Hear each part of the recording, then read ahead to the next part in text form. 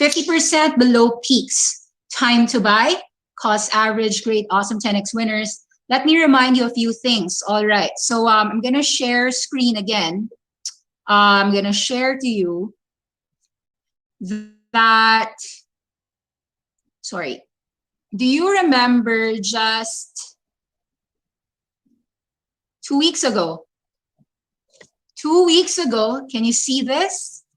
What to do in retarded markets and bearish divergence extensions, and my answer was very simple. Pigs get slaughtered. 2 weeks ago, I recommended to the people who listened to me in the free Friday class the reasons why pigs will get slaughtered. I discussed it extensively, and you can watch it again 2 weeks ago, March 12, 2021, which is 2 weeks ago. So I talked about a huge chunk of charts and why I felt that, hey, pigs will get slaughtered, be a little bit careful. So I have a huge discussion about it, okay? So today I'm gonna discuss to you, however, a good news. 50% below the peak. 2 weeks after, many things happened, which is what we expected. We expected the market to crash. That's one of the reasons why we felt that pigs will get slaughtered and why we advised the people to be sidelined, selling shares so that they will not get slaughtered. Now that the pigs have gotten slaughtered, is it time to buy? 2 weeks after, March 26, 2021, and this is my prognosis. Just like Kramer, he said, have some cash on hand. Stop borrowing money to buy stocks. Clear your head. Have some cash. Do your homework. We are in a sell on news mode, meaning the market will be choppy. You want to wait for weakness in stocks and then plunge into the weakness in the stocks. And you don't blindly follow those with hot hands. You don't ignore your surroundings. You should be aware that the market's at high valuation, inflation. You also have to disregard the sway that money managers have over the market. You can't say, oh, but Kathy Wood is diamond hands. So I want to be Kathy Wood and I just want to diamond hands this share. You do not underestimate that you are them. You aren't them. Don't underestimate the difficulty of making money. If you make 10 to 20%, should you lock it in? Perhaps. And do not trust Wall Street as your friend. Step back in the market fluctuations and give you some timeless investing strategies.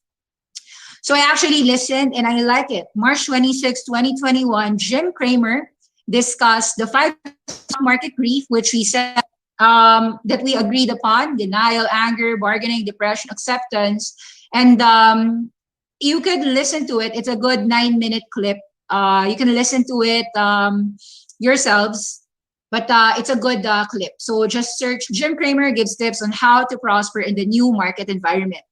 So we here in Awesome10X have always discussed it's a choppy market, it's a fragile market, how to profit in a bear market crash of 2021, because we want you as an Awesome10X member or just a free follower to, of course, make money with us. That's why we taught you how to even sell puts so that you make some money buying the companies that you love at a discount and similarly getting paid for it. How good is that? Like, I just want to buy Roblox at $55. How will I do that? Sell a put. Sell May 2021 puts on your Roblox and see whether it will go down to 55. And if it happens, well, you got the shares $100 times 55, and you even got paid for it, a premium for selling puts. So we thought about those things. Now, I want to share to you guys, so you just watch this. It is a good clip. So I just took what I felt was important in the clip. So now that we are 50% below some of the stocks, I want to ask you, as usual, because we nuked a lot of portfolios. Nuke meaning we explained why we had to sell shares, why pigs get slaughtered, why we want to buy shares 30, 40, 50% lower. And now that it happened in just a span of 2 weeks, Now you want to identify secular leaders that you wish to participate upon. That's the first thing that you want to do in your portfolios.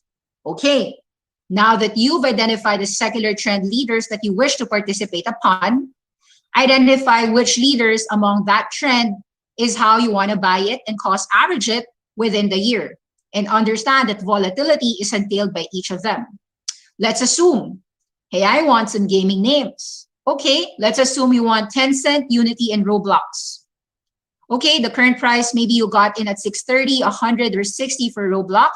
As long as you planned an attack, you said to yourself, the market could fall further. It could go 10% lower or 20% lower. That's why you had to strategize. 630, 567, 504. You cannot be a chicken because you are human. You're not a pig. You're not a chicken. You're a human. So you have to be balanced and neutral and sane. You can't be too fearful as a chicken, and neither can you be so bullish as a pig who wants to be greedy all the time. You have to plan your attack. That's how you make a lot of money. So first, create your targeted sectors. You want to get into gaming, streaming, live streaming, last mile deliveries, additive manufacturing, the LiDARs, fintech, remote work, edge compute, telehealth, genome sequencing, some solar, some microgrids, some battery recyclers, some eVTOLs, some electric vehicles, some e-commerce, perhaps a little bit on social media, even security out there or some 5G. This is just a sample set. It is a sample. So this doesn't mean you. It might mean me, but this doesn't mean you. So you choose the companies and the sectors that you believe in. This is like a pre-pack, okay? This is a preset. So, okay, I took a look at the companies that I wanted and look ahead, and I gave myself like an idea. Okay, all right. So far, which companies are falling in the oversold manner? Okay, so let's take a look one by one. Tencent hasn't reached $500, but it had reached 630. Okay. Unity, has it fallen to 80? Nope, it has fallen to 90. Roblox, has it fallen to 48? Not yet. Spotify, has it fallen to 216? Not yet. So in general, if you want a great bargain, after you make your planned attack, take a look at which companies got oversold first. Okay, so I'll point out to you a few names that got oversold first. Disney didn't fall. AT&T didn't fall. Roku hasn't fallen yet. 300, yes, but not like 240.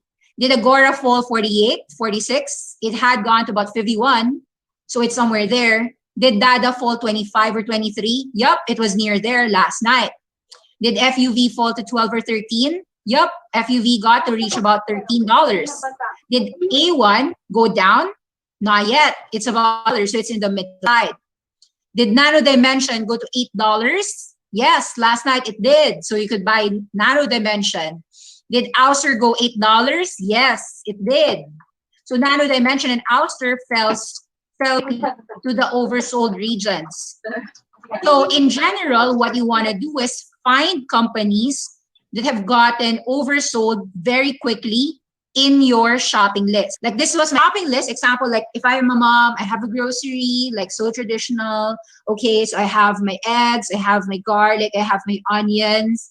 Okay, which companies is so cheap in today's market prices? Okay, so I saw that, wow, the cheapest companies that I got in the market are Agora, API, Dada, that was cheap because it happened to be, so Agora happened to trade as low as $52, so I'm okay with that. I think it even fell as low as $50. Dada got to hit as low as $24.50, so at 25, I'm okay already. FUV, aka Arcimoto, it got into as low as about $13, so yeah, that's good. Nano Dimension hit that 18, cool, so I got in. Ouster got hit $8, cool, I got in as well at Ouster. Did the firm hit $60? Not yet, but at 68 it did, so I'm okay with that. A firm at 68. Did Zoom Video hit 300? Not yet, but it managed to hit 315, so not too cheap. I wasn't able to get too cheap. All right. Fastly, did it go to $60? I saw that it was able to trade at about 62. So far it was near that. So even let's say if I bought at 65 or 64, it's okay, right? So Fastly managed to hit that 60 plus levels. Did Teladoc go 150? Not yet, but it reached 170 last night. So I'm okay with that because Teladoc 166, I'm okay with that. BNGO, did it fall to $5? Not yet. So waiting, still waiting. Okay, did PacBio go 24, 27? Not yet. As far as I am concerned, I think PacBio was still $30. Did Sunrun go 44? Nope. I saw Sunrun at 52, so like 48. Did SunPower go 27? It was close. I think I saw SunPower trading at about 29, so it was close. You know what solar tracker fell a lot? ARRY, ARRY, not in this list, but ARRY felt as low as $25, $26. So I'm interested in that. Did CleanSpark go $20? I wasn't able to check the price, but I'm okay with 20 and 18. I think it was $20 for CleanSpark. Oh, here, American Battery Metal. Did it fall to 1.4? Oh, yeah. American Battery Metal fell even as low as 1.3. So, wow, it's such a good deal. EHang. Did it fall to 36? Even better. I got to get some EHang at 33. So, very oversold for EHang. eVTOL had its, did Joby Aviation go to 8.5? Not yet. It hasn't reached there, so I'm just waiting out. Did XPeng fall 28? Oh, cool. XPeng fell $30 last night. I think it even fell to about 29 or something. All I can remember is that I got in some XPeng at $30 and I was happy about it. NEO, did it fall to 34? Not yet, but it was like 35, I think. So I'm okay with that. NEO 35, pretty cool. Yeah, I got some 35, 36. Did Tesla go 500? Not yet though. No Tesla cheaps today. Did Alibaba go 207? No, not yet either. I think it fell to about 210 to 20, but not yet that low. Did Shopify fall 1,000? No, not yet either. Did C Limited go 190? Yup, I got C Limited last night. C Limited managed to go 195. I didn't get exactly 189. I think I got 195, but I'm okay with it. Did Pintuato go 117? No. It was about $120. I'm okay with that. I got some Pintuato at about $120. I think 125 I got in. Did JD fall 72? I wasn't able to check. I think JD fell 74. Was it? Or is it 80, 79? But I'm okay to get some JD at 72. So you see, I have a shopping list. It's a planned attack. So if I get in on Twitter at 53, oh, cool. However, I think Twitter only managed to go $60, which I was happy already to get Twitter at 60. So I'm okay with that. Did NVIDIA fall 450? Not yet, but it did go $500 last night. Did Qualcomm go to $100 already? Not yet. Did CrowdStrike go 150? Not yet. Did Palantir go 22? Yes, sir. That's why I got some Palantir last night. Palantir fell to about 22. So as you could see, I have a shopping list there. That's about 40 stocks. But generally speaking, I was only able to buy Palantir, Twitter, Pintuato, C Limited, NEO, XPeng, Agora, Dada, Arcimoto, Nano Dimension, Ouster, Affirm, Fastly, Teladoc, ARRY, American Battery Metal, EHang. That's about 17 stocks. That doesn't mean my complete list. That's not my complete list. But see what I did? I have a list. I know what companies I want to buy. I have a planned attack. And that's how you win. You learn that you can't buy all stocks at a low, cheap price, but you got to have a plan, right? What's the point of a nuke if you can't buy the same shares of the shares that you love at a cheaper price?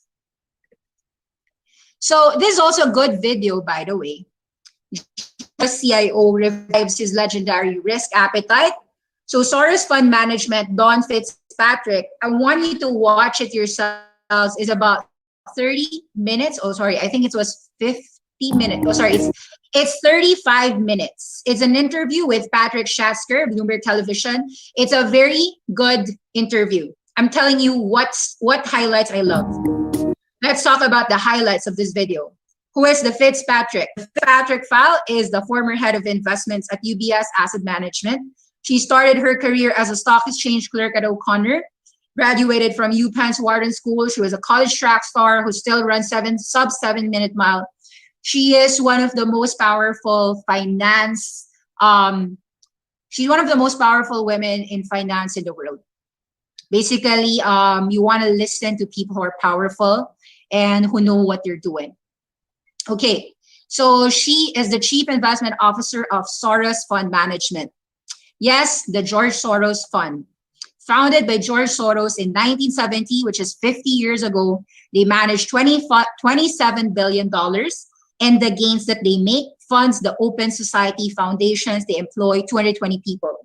For those who don't know, what is the Open Society Foundation? It is something in the equivalent of a Bill Gates and Melinda Gates Foundation. They help people. They are actually more like a charity, that philanthropy, whatever you want to call it, for human rights practices. They fund companies that they believe are going to help this world change into a better place. And as of George Soros, they said that they put $4 billion to work in the S&P 500 index on March to April 2020 during the craziest times of the world. Actually, I've bought a lot as well during those crazy times. So whether it's 2020 or 2021, I just want to remind you guys that in order to make a lot of gains, you have to be aware that you want to make money when there is dislocation. Dislocation doesn't happen all the time, but when you see dislocation, you do take advantage. Oh, sorry. Let me fix that because the mirror is, wait. There's a lot of reflection, or maybe like this one. There. Okay, so I will cover the mirror. Okay, so also I'd like you to know, when asked about the BTC, they said, well, she didn't say this important answer. She laughed when she was asked, well, do you guys own some BTCs? She said, well, inflation hedge today isn't gold. Just look simply. The charts are the most important thing, period. So right now, there actually there are people who do believe that BTC are actually an inflation hedge rather than gold. You could see the chart, and that's all enough. Now, they also had a lot of discussion, but BTC is a commodity. It is an asset that appreciates. People just like it. Fidelity actually just introduced BTC today, their ETF. So you can actually watch the exact video, and in the 15th minute, she mentions that it's storable, easily transferable. It qualifies as a physical asset. It has a finite amount of supply, and that is supply that halves every 4 years through that. So that there's a Bitcoin halving, right? So I think it's very interesting, and I think when you look at it, the gold versus the context, a fairly robust inflation narrative of late. Okay. And also they mentioned about ESG. ESG is environmental, social, governance. Basically, you are investing in technologies that are to help us in the sustainable world. Now, basically, in the 22nd minute, they talked about the technologies that allow a smooth transition to investing, such as companies like Rivian, and batteries and EVs. They're very important to them. It's also about forcing a level of transparency between the clients and the customers and so forth. So they like to invest in good governance. So management that is very transparent. Okay. So those are things that are very important. And I think ESG as a focus for the next decade is very important for anyone who's managing their own portfolio, even as a retail investor. Now, Soros is really on top of his game, even at the age of 90. He is one of the most incredible aggregator and assimilator of information that I've ever seen. It's really easy to see why he is the best investor of all time. He is 90, but he's still tireless and fearless. I think for all people who wants to learn about the best of the best, do put George Soros in your watch list because you will learn a lot from the best of the best. If you want to be somebody who's good at your game, you study the people who are actually good. They're the greats of all time. You can learn a lot from the greatest of all time or the GOATs. You can learn from them. Also, Don Fitzpatrick said that we are trying to be partners when we are investing in companies. We aren't just saying, hey, check this box and we will go away in terms of the ESG questions. We are trying to work with them in terms of credible plans, and we are telling them why this is important to us. So she also mentioned that some of the private equity valuations today are more expensive than the public. What we're seeing is that even in a private valuation in just the last 2 years, you have to be a little bit careful because they're getting ahead of themselves. It's something that we are watching pretty closely. She did mention that some tech stocks actually, admittedly, are deserving of the expensive valuations because, again, what these companies achieve in just 5 to 6 months was equivalent to what they would have achieved in the last 5 years. So she admitted in that interview that there was an entire COVID acceleration of adoption that would not have happened without the pandemic. And so it was an admission on her part that indeed she believes that tech stocks, some of them, not all, are not really in stretched valuations because they deserve the premiums. So she didn't mention a lot of companies, but you just have to think about what they are talking about. Now, when I think about the bullish acceleration, oh, by the way, somebody asked me, so I'll just answer this before somebody asked me, hey, I saw that George Soros Fund is actually interested to buy a lot of distressed real estate and commercial estate properties. Okay, so I think that you have to understand that they are private equity. They can invest in actual distressed assets. Now, if you're gonna ask me, some of the commercial real estate properties that are traded in the market are actually more expensive than where the fundamentals actually are. So Awesome10X actually said that we don't believe in a lot of commercial spaces and real estate offices. We think that we are better off investing in the remote work as a forever. It is a pandemic forever world, or even if you don't believe in that, at the very least, I am of the view that the shift to remote work is a forever thing. Therefore, in general, if an office space is a ghost to me, or at the very least, the office space is highly levered and is actually not revenue generating, whether a George Soros picks it up, I don't care.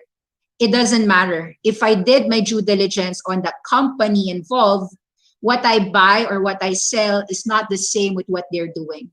At the very least, all you know is that if it's undervalued like a vulture, there are some people who would buy. Example, let's assume that an office space did sell at 70% lower to you. Would you buy it? If you ask me, yes, I will. Even if there's no even if there will never be a tenant in the next 2 years, right? Because you're giving it to me at the 70% or 50% discount.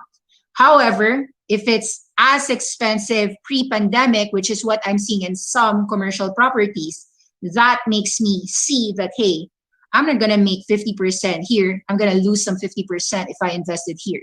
So it's really about the valuations. When you are evaluating assets, whether it be technology, whether it be commercial real estate offices, I think that what stock markets actually help you is that those who are more more judgmental, or those who know, those who did their homework will usually always win. That's the thing. There's no luck. I mean, yes, there's always luck involved, but I think the more homework you do, the more luck will be given to you as well. So anyway, let's talk about why I'm bullish on the PayPal mafia and the Tesla mafia. In a 50% drop environment, which companies do I want to share and buy? Let's just why I am of the belief that there is such a thing as buying the PayPal mafia businesses. So these are PayPal founders who went on to create amazing new businesses. Of course, you know, Elon Musk, the techno king, Tesla, SolarCity, SpaceX, you know, Reid Hoffman, who's done LinkedIn and is now Greylock Partners, who invested a lot in Airbnb and made 100x and more on it prior to the IPO. You know, Max Levchin, who actually co-founded Slide and also a firm which is now listed. You probably know Peter Thiel, who owns Palantir, who owns Clarium. He's a co-founder there. He owns the Founders Fund, who invested in Facebook, a lot of 100x businesses, one of the most underrated, best investors in the world, in my view. Now, of course, they are the same guys who actually also were the founders of YouTube. You've got Russell Simmons, Jawed Karim, Jeremy Stoppelman, Steve Chen, and Chad Hurley. They all created YouTube, subsequently selling it to Google. You've got Dave Sachs, Yammer, who also is a influential, one of the best investors, Rolef Botha, who is Sequoia Capital. So the company is right now some of the most billionaires of PayPal spawned 3 billionaires: Peter Thiel, Elon Musk, Max Levchin. This is 2014. Fast forward to 2021, I think all of them are billionaires. Some of them are 100 billionaires or 500 billionaires. As for Elon Musk, he's like the mem lord of the universe. All right, so Peter Thiel, Elon Musk, and Max Levchin spawned 3 billionaires, many millionaires, and generation-defining companies. Category leaders. Here we break down the key players from the most notorious group, BIG, joke in Silicon Valley. The notorious PayPal Mafia. This is actually a 2014 article about the notorious PayPal Mafia. Let's talk about the big guns first. Okay, the big guns. It's funny that Elon Musk isn't even in the picture. He's that big that he doesn't even have to have a picture. Either way, at the top of your poker field, Peter Thiel and Max Levchin. So a lot of people know the YouTube guys, the Yelp, Jeremy Stoppelman, the co-founder of Yelp, Chad Hurley, Steve Chen, Google, YouTube, Elon Musk, Reid Hoffman, Greylock Partners. Amazing guys like Square, that is Keith Raboy. Kiva, the lending arm, microfinancing, a lot of the charities. That's Primal Shop, the president. You've got David Sachs, the chairman of Genai, co-founder of Yammer.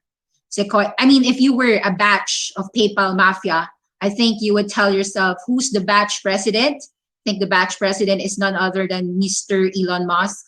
And then maybe your vice president is Mr. Peter Thiel. And maybe your, I don't know, it really depends. Depends how you think about it. Either way, you could see that 500 Startups, that's Dave McClure, advisor of Kiva as well.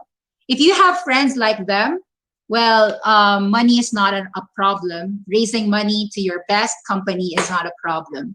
PayPal Mafia is one of the gold standards, or the Bitcoin standards. You have to change the term of gold to BTC. One of the BTC standards when it comes to the best of the best founders in the world.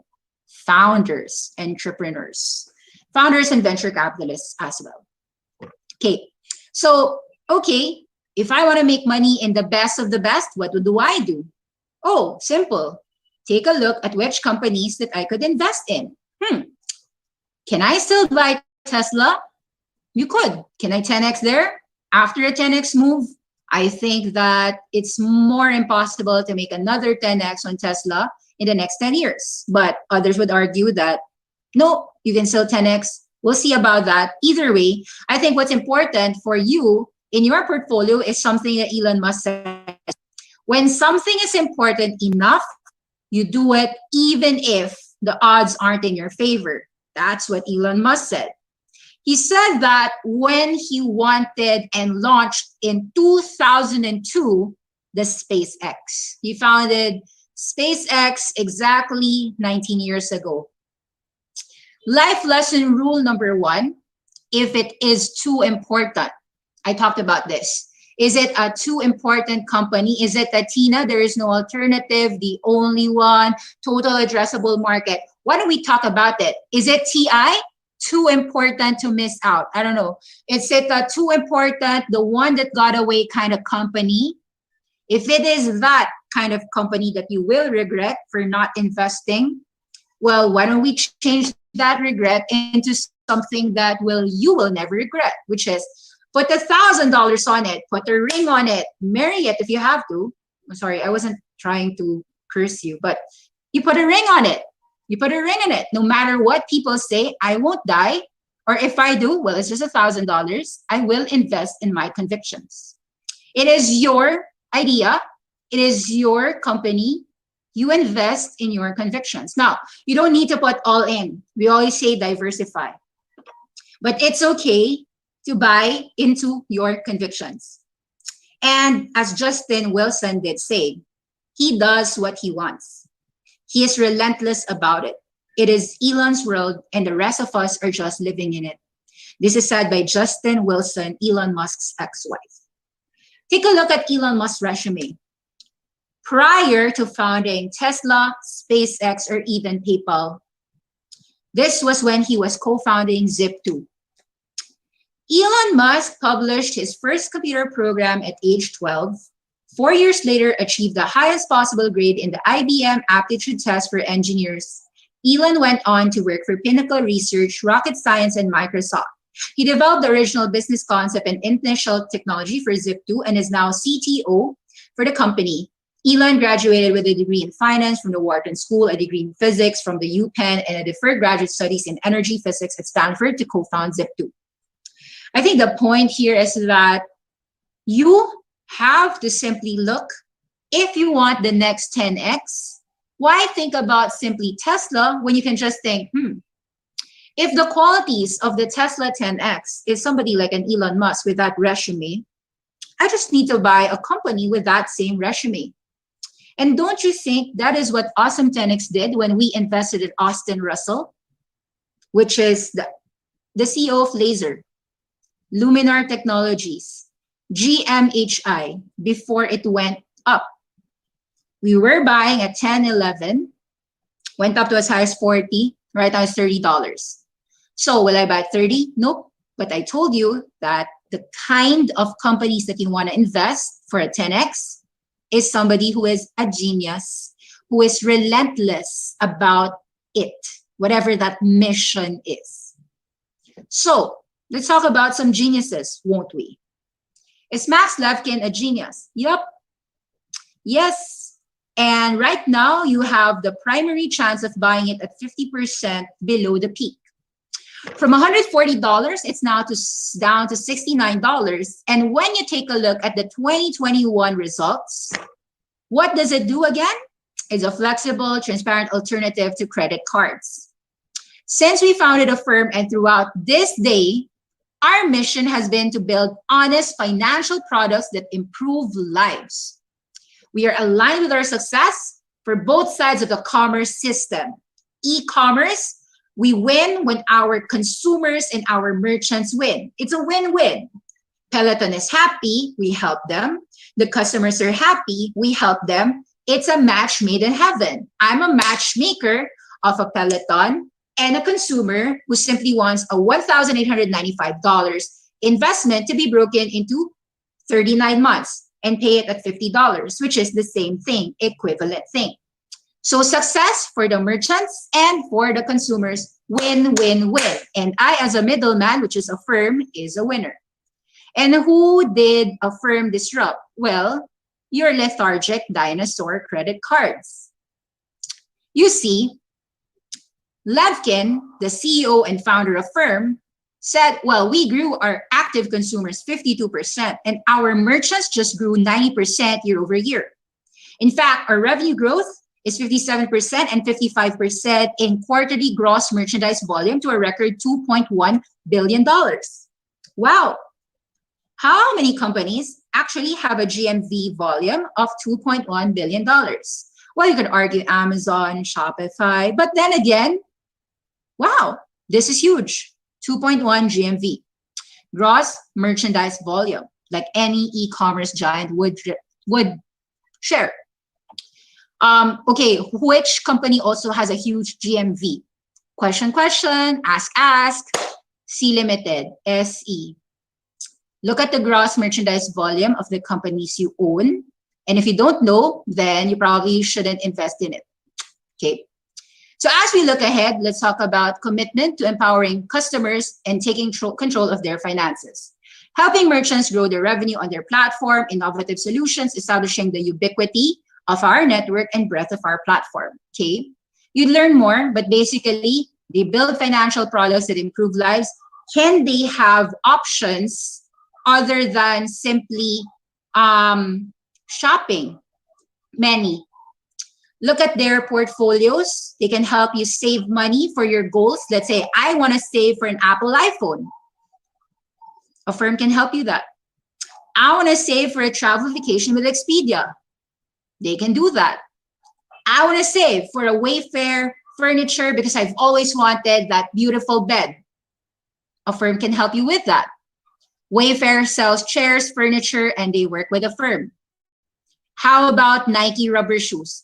Oh my gosh, I really, really like that $100 to $200 shoe. A firm can help you with it. Target, Walmart, Amazon. Why do you think they want to partner with a firm?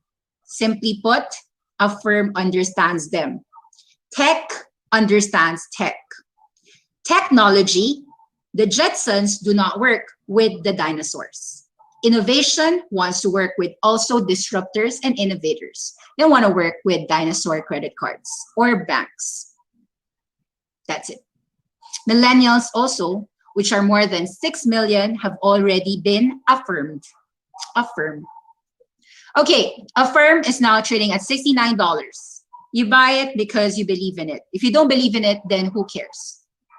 So these are just some things that you have to understand. It was founded in 2013, 8 years ago. It is a prominent BNPL, buy now, pay later space, offering point of sale loans. You could see that they work with 1,000, more than 6,500 retailers, etc., who are the largest owners of a firm. Nonetheless, their own friend, Peter Thiel, the founders fund, Khosla Ventures is also one of the largest owners of a firm. By the way, I also like Vinod Khosla, super good guy, and he invested as well in Just Egg, the meat tech company that I also like, which is Mitzi. Oh, sorry, Mitzi is a company that they didn't invest in. They invested in a private equity company called Just Eat. It's Good Company Inc. if you want to follow them on Twitter. Basically, it's cell-based meats. And you can see that the major investors are Peter Thiel's Founders Fund, Khosla Ventures, and Lightspeed Venture Funds, the best of the best. Honest, transparent products. You've got people like Jeremy Liu also discussing the outlook for the tech IPO market. Why did they invest in a firm?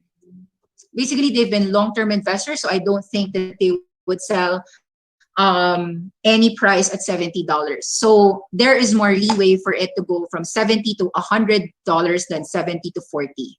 So and if it ever falls down to 40, I think that I am more of the opinion that it should be kept and bought. They make money when they help a merchant make a sale. They earn interest income on loans that it buys from bank partners and some consumer loans.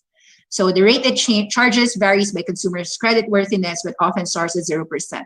A lot of people say that what a firm does, people can copy. Yes and no. When I trust a firm, I'm not going to switch to any other company. If I like the service, I will not switch. So it's not really as easy, even if there's 1,000 competition out there. Let's talk about another PayPal mafia company, which is Palantir. Palantir, Alex Karp said that volatility is part of the game. And even if they reported great numbers, look, the shares are down 50% from 44 to 22. But think about it as well. Palantir made a direct listing at $9. If Palantir had a traditional IPO, I don't think Palantir would even trade at $9. It would have automatically been at $20. So the people who got in at Palantir at 9 to 10, which is us, is happy to sell some at 27 and 30 and 35 when it did go up and buy it back here at about $20, $22, $24. You see, this is something that Wall Street has always done. They put an IPO price and give it to their wealthy investors, and retail can never get in. Look what happened to Airbnb. Look what happened to Roblox. It's just, look what happened to Snowflake. It's always just making the people who are already rich, richer. Everyone wants a piece of these shares. But will you buy it at 100 to 200% higher? Because they usually push it up 100% higher on IPO date.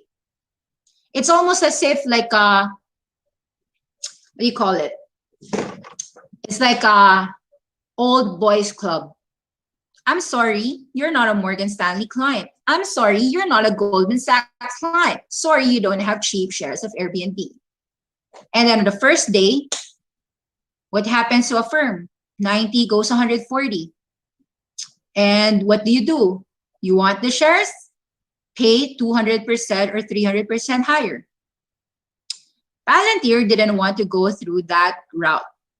Palantir did a DPO, direct listing price offer. Do let people discover us and let them pay the price for us. I don't look at what Wall Street thinks. I just do a DPO. A DPO means that the company does not need money. They don't need to raise money. It's just their employees who wants to get rid of the shares if they wanted to, or their early venture capitalists who want to sell shares if they want to. But do you think that the earliest investors of Palantir really sold? Nope, I don't think so. Anyway, do your own due diligence. But in my view, Palantir is worth your study. And at $22, $24, $23, it is a buy. And the lower it goes, the better off for the buyers. I bought these shares. I'm going to share with you a few things. Yes, you could see it very clearly. I am an open book. It's public. My name is Nikki. You can copy it as you please.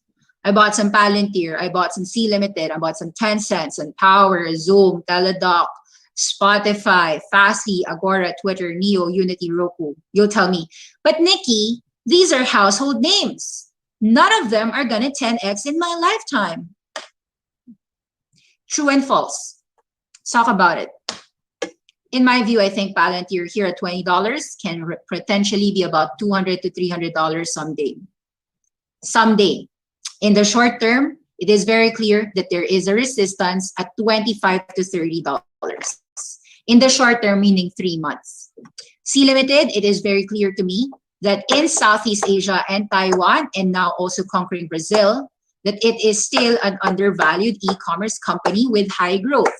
Better growth than the other e-commerce companies trading at lavish valuations. I'm not going to talk about the lavish companies' valuations, but when you have a population of more than 600 million in Southeast Asia versus another company with like less than 90% of that 600 million, trading at almost the same valuations, should I really say to you what company I find expensive?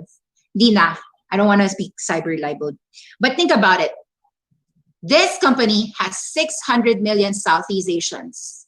Another e-commerce company has only 50 million participants. Take a look at the valuations of both of them.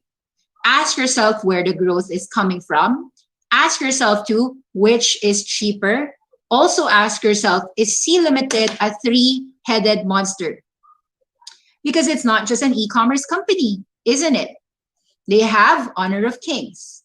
They have Free Fire.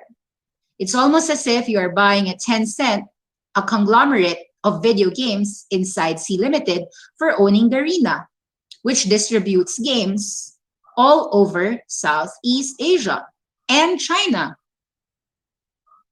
Sorry, not China. I think they do. Sorry, for some games, but not all. Yeah, they do. Honor of Kings is distributed in China. Free Fire is also distributed in China. Yun. So the more you study, of course, see money. There's a lot of reasons to uncover, but you can actually just do it yourself. Tencent, is there even a question? It's not a 10x, but is it gonna make me 100% eventually? The answer in my view is yes.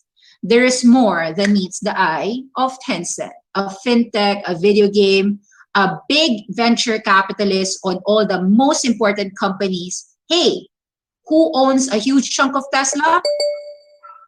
Tencent, 5% owner of Tesla. Bought it at about $300 divided by 5, which is $60. Tencent is one of the most underrated, undervalued companies in the big tech world. Very undervalued. There is simply a discount all the time in Tencent. I do not know why, but there's always a discount in Tencent. Maybe because of the Chinese volatility, so and so. All right, sun power, I think that you have to understand that solar is the cheapest electricity in the world. Believe me or not, I think that we are in a transitionary phase in the next 10 years, and I want a solar company, and so I chose sun power. Now, you could have chosen Enphase, Sunrun, Solar Edge, Next Era Energy, Canadian Solar, Solar Max, aka ALAC, ARI. There's a ton. The point, or you can even buy some charge point, which is electric vehicle stations, which is an electric vehicle charging station. But the point that I'm making is that I want my portfolio to signify a little bit on that environmental revolution. That's one. Now, remote work, I believe in the shift to remote work. I could have a lot of companies, but in my view, I chose Zoom Video, Teladoc, and Fastly. That's why I have all three of them. Streaming, so telehealth, I chose Teladoc. And then Spotify, obviously, I believe in the Netflix of audio, so I chose Spotify. I chose Agora because I believe in the live streaming, Clubhouse too, the effect on that. Do I believe in social media? Yes, I chose Twitter. Do I believe in Tesla cars? Yes, I also believe that I could make a 10x perhaps on a Neo, so I chose Neo. Do I believe in gaming? Why didn't you buy Roblox? Well, I like Roblox. I like Unity. I think I can have both. Why do you think that Roku you buy? Well, Roku, I think, is entertainment is so important. If I'm going to buy Netflix or do I buy Roku or Disney, I chose Roku. Seems like I have bigger upside in Roku, but that doesn't mean that I don't believe that I'll make money on Netflix or Disney. I do. I think I'll make money. Perhaps a 2x, 3x from these levels. So some charts, you could see that Teladoc has fallen from $300 all the way to $170, $175. Sure, it can go on $60, like I care. I want to buy as it goes down. So let's assume I got in at 185, falling to 176. Even if it falls to $160, you could see that these levels are levels that we haven't seen since April 2020. Ta-da!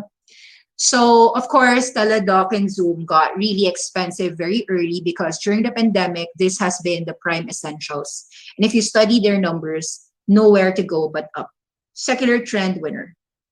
Whether you believe me or not, you can just do your own due diligence. Didi, do your duty. Zoom Video, same thing. All right, so Zoom Video, I don't think I can ever get it at $230. So I have to be more sane. I have to be more aware that, well, everyone likes Zoom. So it's not as if I can get this a 70% discount. So a 50% discount might be all there is. So here at about 575 going down to 314, even if it goes down to 290, I want to buy there. So I think that the better alternative is to wait for Zoom Video to hit 290 to 180. But since I think that it's very hard to get them, I got in as early as 320 to 330 or even 315. At a 47% discount, I took the chance. So from October all the way till March, that would be October, November, December, January, February, March, 6 months. So after that 6 months consolidation, I think that eventually in the next 6 months, we're going to go back to about 375 to 470. It's going to be a trading range, but the lower it is, the better the chance to actually get an oversold bounce. Now, Volkswagen, yep. There is a value catch-up play, Volkswagen, GM, Ford. Volkswagen is now trading at $100 billion here. So I would prefer, in general, to get it lower here at about 27. So I haven't bought Volkswagen yet. But in the race to EV, I think that the people who are Porsche Taycans and Lamborghini would still buy their Lambos, even if Tesla exists. And with Volkswagen working with QuantumScape and with Luminar Technologies, I do believe that the people who are thinking that Volkswagen is asleep in the wheel is wrong. Okay? So I do think that a $30 below, if I could get in, I would. A few things that I did buy. Yup, I believe in Angus Pacala. It is below $10 right now.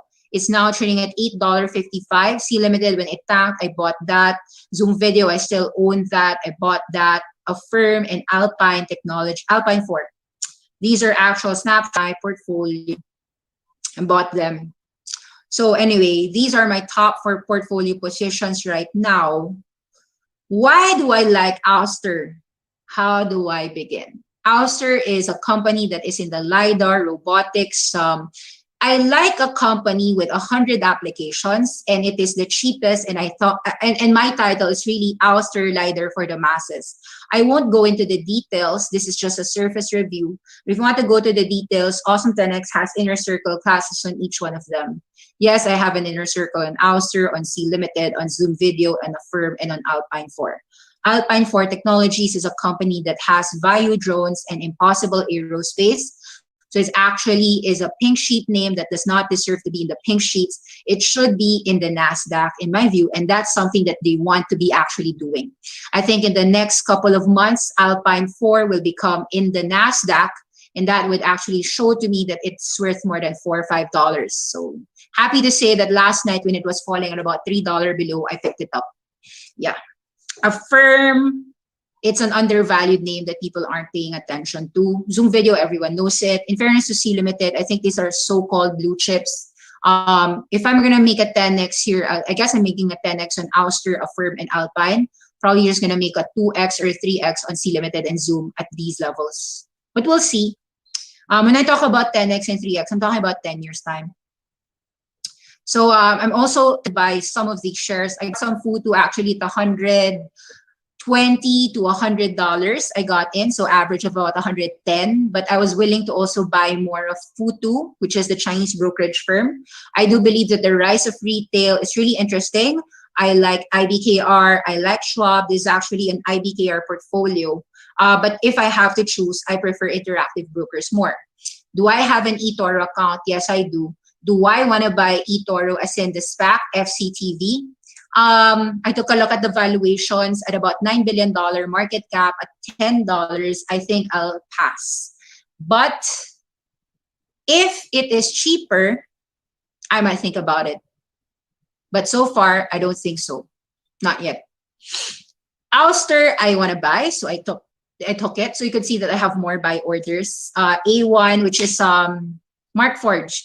I like Markforged, which is, you could see that I am in love with additive manufacturing. I like the guys of A1. Unity, I am not yet done. If it falls tonight, I'm willing to buy. Pintuotuo, I'm not yet over with Colin Huang. I know that he left, but I don't think that there's anything wrong about the company. I haven't read the details why he left Pintuotuo. I think he's still the chairman. So he just doesn't want to be doing the day-to-day activities. Somebody else, but he's still the chairman of Pintuotuo. It's the same thing with Jeff Bezos retiring. He's not really exactly retiring from Amazon.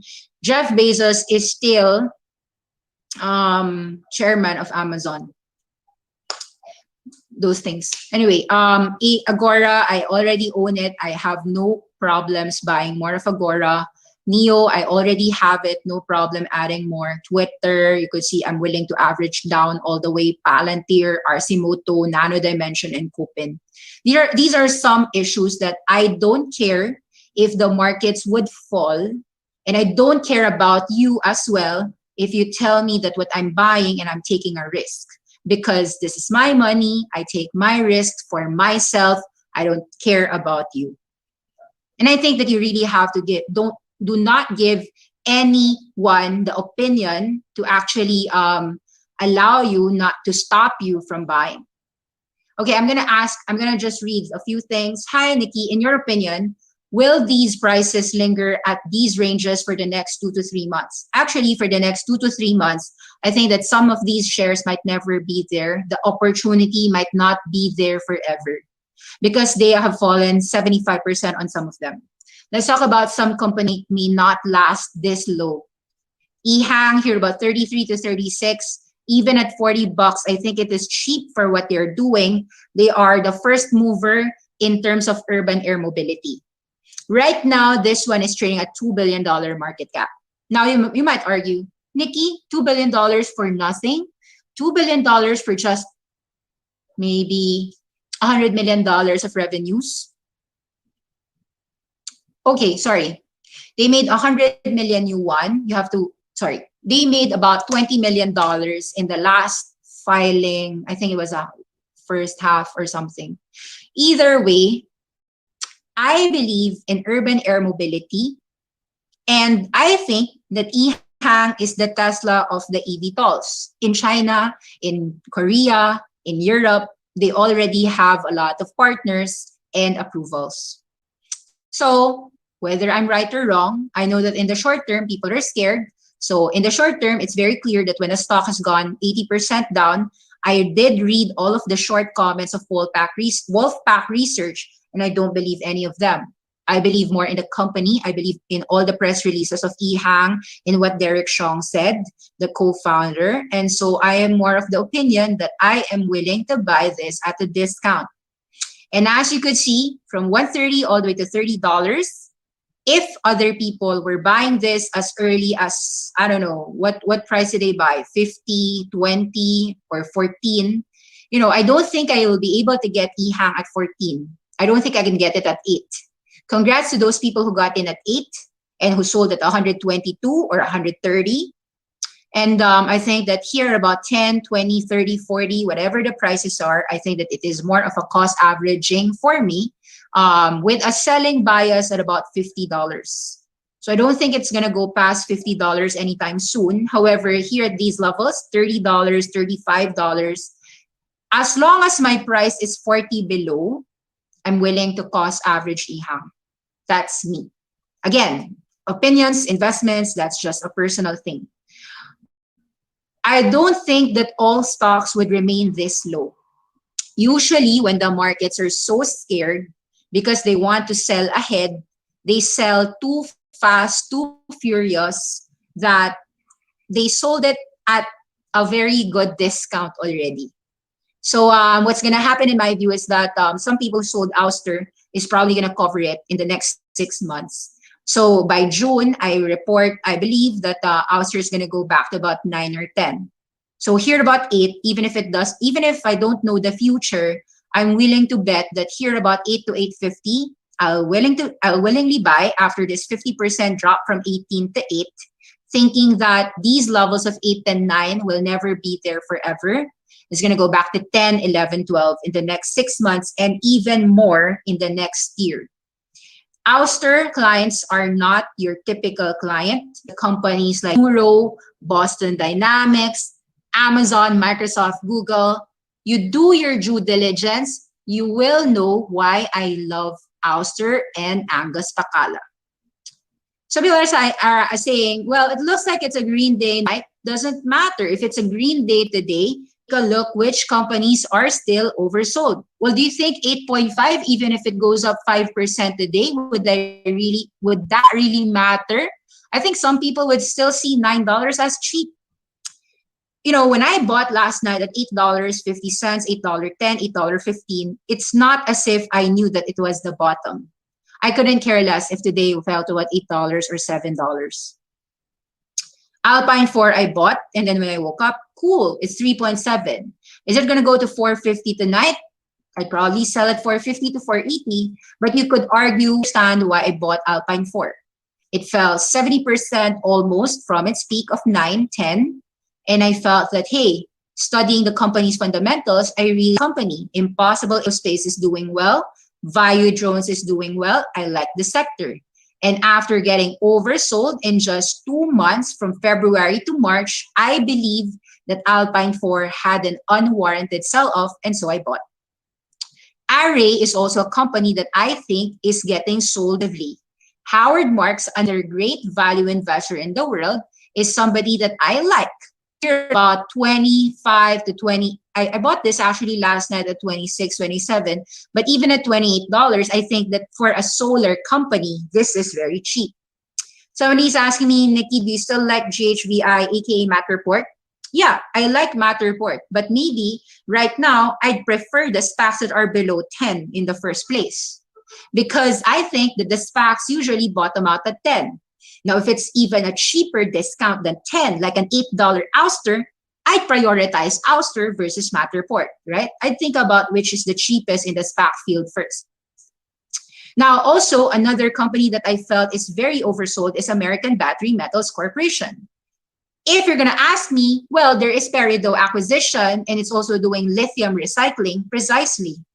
They're in the same sector, but I can buy a cheaper front. So why would I prioritize PDAC, Peridot, which is a battery lithium recycler, when I can just buy battery metals, which is ABML? It is in the OTC market, and here at about 140, I think that I'm getting a huge discount.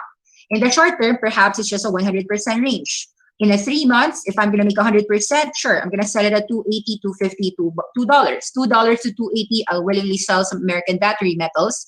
But in the long term, is it a 10x? Yeah, I think so.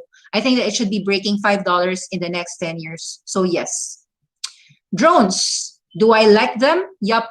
Some OTC names that I think that people aren't looking at, if they're willing to pay $1 billion on some drone company like eHang, I think that they would pay, or, you can see a lot of eVTOLs right now. Joby Aviation is getting listed at $6 billion market cap. Kel, aka Lilium, is getting listed at about $3 billion market cap. So in my view, hey, this is like less than $100 million, and it's doing something that is the same. Of course, it's not really the same because it's transporting medical, Plymouth Rock helps people in Somalia for some medical blood.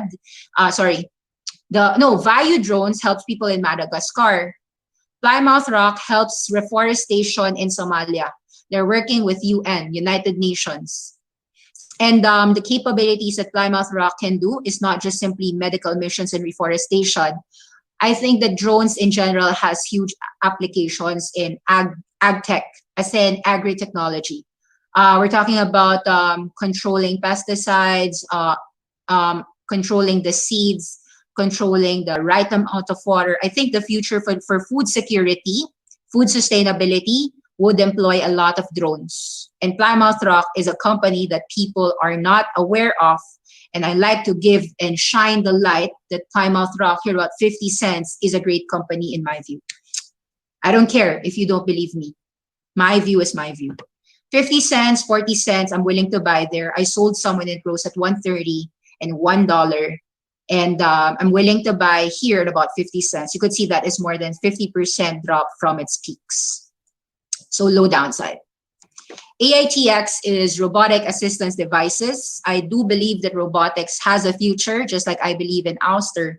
That said, this one might go down to as low as 9 cents or 8 cents. 10 cents right now could fall 20% further. Can I sell it at 19 or 18? Perhaps. So I think that these OTC names are not for everyone. So that said, do I look at them? Yeah, I do look at them. This went from 2 cents to 30 cents, or a 50x move in just a month. So of course, a 50x move warrants a 50% or 70% drop, which is why it went from 2 cents to 30 cents all the way to 8 cents. Now, I think that 8 cents might be a good opportunity, 8, 9, 10. So I'm okay to buy somewhere there and sell it at about 15, 16 cents above. I like this article. It says international companies whose products you actually use. So, me, Nikki, how about Humble Pay, which is TSID? I think it's very obvious that Humble Pay has already rose from $2.4 to $4. And I think that $4 above is more of a selling area rather than a buying area. You have to understand that the good news is a sell on good news. That's me. I think it's a sell on good news. C Limited is a company that I believe in. You could see that revenues have more than doubled in 2020, generating an EBITDA of about $107 million compared to just a loss in 2019. Although it has only launched in late 2017 Free Fire, this game is actually now growing to as big as, almost as big as your PUBG and Fortnite.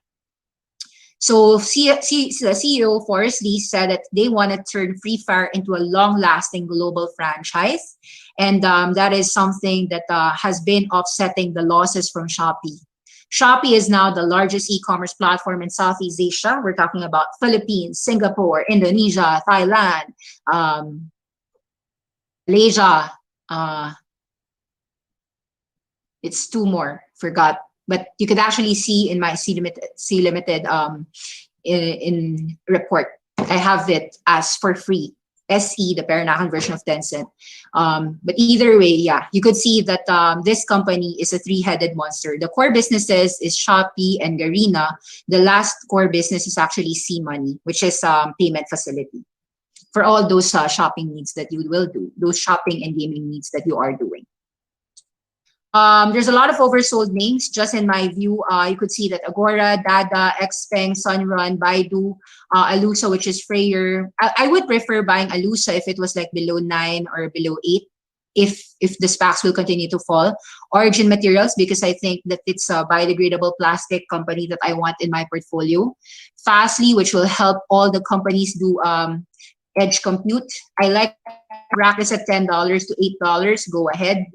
C Limited, X1, Nano Dimension, Markforged. Actually, there's just so many oversold names, guys, that the companies that I don't mention isn't necessarily not a buy.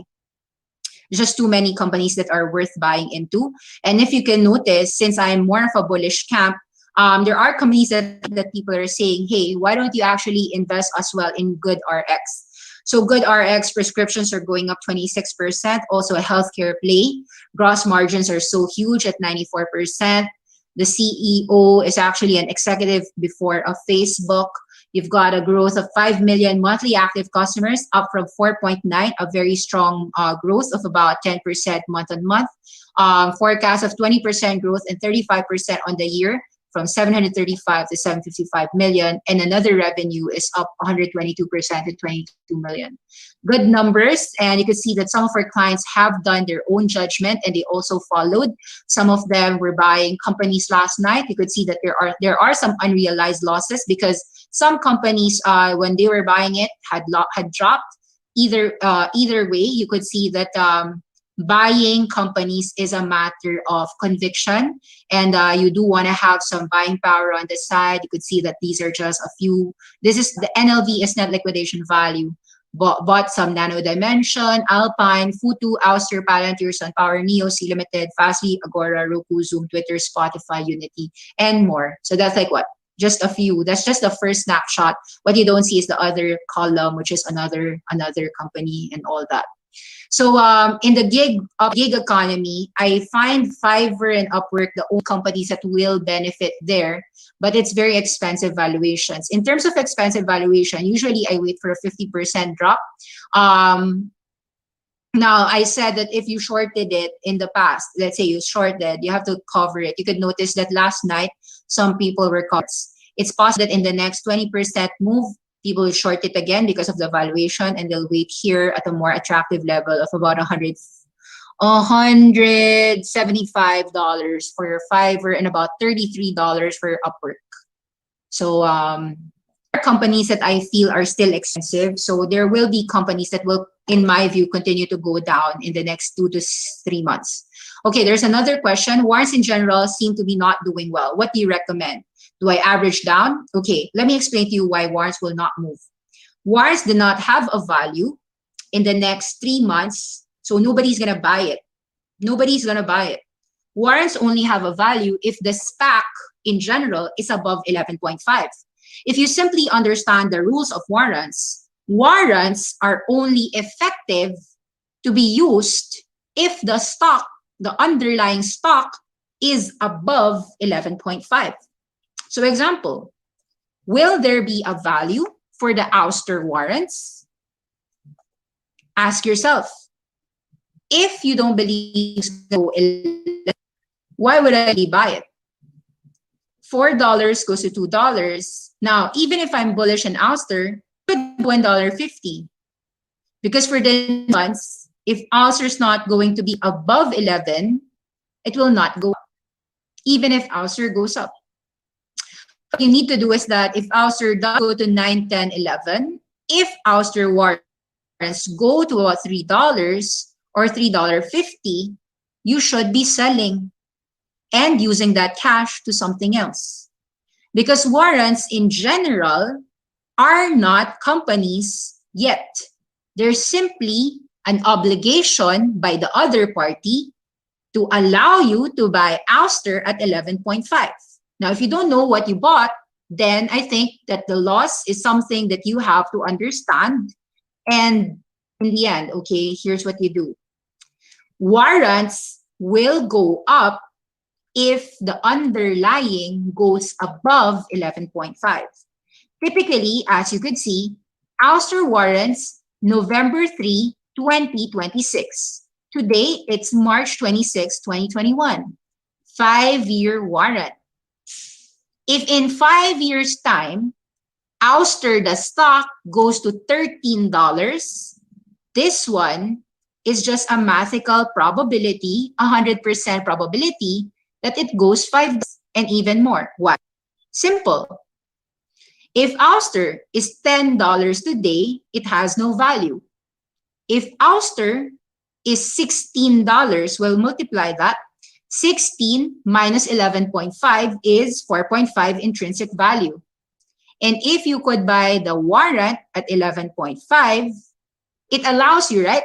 All the warrants allows you to buy ouster stock at 11.5. Until you understand what you bought, warrants are derivatives of the underlying. That's the only time that you could value the probability of ouster.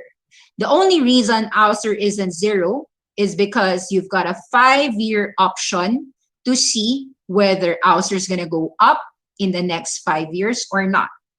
Of course, our view is that ouster is going to go $20 to $30 to $50 in the next 5 years, which means that these ouster warrants are lottery tickets.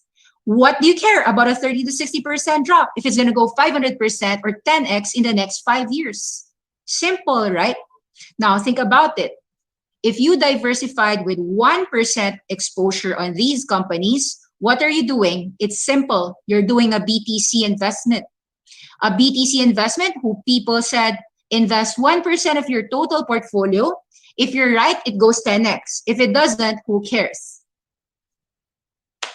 So again, do you know what you bought? If you don't know what you bought, I guess you deserve to lose money.